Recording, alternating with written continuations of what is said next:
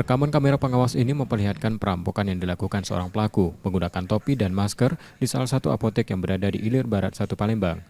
Pelaku mengancam petugas apotek dengan menodongkan senjata api lalu masuk ke area meja kasir.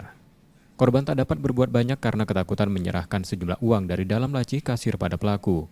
Korban menerangkan, pelaku awalnya menanyakan sebuah obat. Setelah ditunjukkan, pelaku langsung menodongkan senpinya. Kebetulan saat itu korban bertugas sendirian di lantai bawah apotek. Pelaku mengancam akan melukai korban dan uang 1 juta hasil penjualan dibawa kabur pelaku. Ya. Tadi nunjukin apa, Mas? Nunjukin senjata api kalau dia. Senjata api. Kata-katanya gimana? Pistol. Yang pasti dia tadi bilang serahin uang kasir katanya. Dan jangan sampai mencet alarm darurat katanya. Kalau enggak? Kalau enggak ya pasti dia akan ngelakuin hal yang tidak masuk akal. Berapa tadi uang yang diambil, Mas? Kalau uang sih kisarannya sekitar 1 jutaan lah. Perampokan sudah dilaporkan ke Polsek Ilir Barat 1 Palembang dan sudah dalam penanganan. Resi Oktora, Muklas Diferensial, Kompas TV, Palembang, Sumatera Selatan.